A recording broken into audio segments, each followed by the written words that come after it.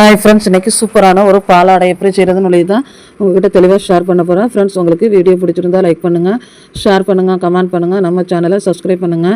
இன்றைக்கி வந்து பாலாடை செய்கிறதுக்காக ஒரு 2 கப்பு ரேஷன் பச்சரிசி தான் எடுத்து 4-5 தண்ணி நல்லா கழுவி ரெடி பண்ணிவிட்டு அதுக்கப்புறமா நம்ம நல்லா தண்ணி ஊற்றி நம்ம ஊற வச்சுருக்கேன். மதியம் சாயங்காலம் ஒரு 7 மணிக்கு அரைக்கிறதுக்கு நான் மதியம் ஒரு 12 மணிக்கே நல்லா ஊற போட்டுட்டேன். நல்லா ஊறினா தான் இப்போல் அரையும், மிக்சியில் அரைகிறதுக்கு ஈஸியாக இருக்கும். ஊற போட்டு அதுக்கப்புறமா வந்து தேங்காய் பால் எடுத்திருக்கேன்.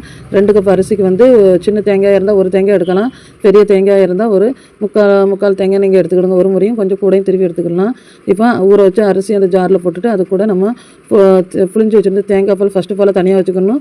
செகண்ட் பால் தேர்ட் பால் வச்சுருப்போம்னா அதை ஊற்றி நம்ம அரைக்கிறதுக்கு ஊற்றிக்கிடலாம். அது கூட வந்து ஒரு முட்டை, அது வந்து ரொம்ப சாஃப்டாக வரும். இந்த முட்டை சேர்த்து நல்லா அழகாக சாஃப்டாக கொஞ்சம் நேரம் மெதுவாக அரைச்சா போதும். நம்ம அரிசி நேரமே கோரப்படனா நல்லா மையாக அரைஞ்சிரும்.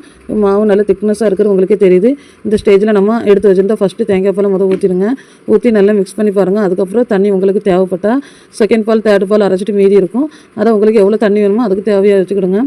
ரொம்ப தண்ணி மாதிரி தான் இருக்கணும். ரொம்ப திக்னஸாக இருந்தால் இந்த தோசை வந்து பாலாடை வெடிச்சு வரும். அதனால் கொஞ்சம் ரொம்ப தண்ணி மாதிரி இருக்கணும்.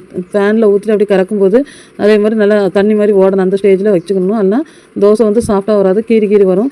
அப்படியே நீங்கள் தோசைகளில் ஊற்றும் போது கொஞ்சம் வெடிச்சை மாதிரி இருந்தால் அப்போ அது கூட கொஞ்சம் தண்ணி சேர்க்கணும். அதுக்கு வந்து பால் மீதி இருந்தால் அதையும் நீங்கள் சேர்த்துக்கிடலாம். இப்போ மாவு அழகாட்டு அதுக்கு தேவையான உப்பையும் போட்டு கலக்கியாச்சு. இந்த மாதிரி நாஸ்டிக் பேனை சுட வச்சுட்டு இந்த மாதிரி ஊற்றி நம்ம அழகாட்டு கிறக்கி எடுக்கும்போது இந்த மாவு அதில் ஓடணும். அப்போ தான் நைஸாக சாஃப்டாகிட்டு இருக்கும்.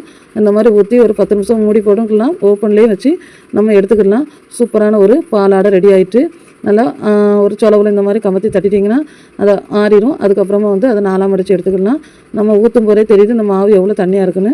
ரொம்பலாம் கட்டியாக இருந்தால் டேஸ்ட் நல்லா இருக்காது. அப்படி நாஸ்டிக் பேனில் போட்டு ஊற்றி எடுத்திங்கன்னா ஒரு சூப்பரான ஒரு பாலாடை ரெடி.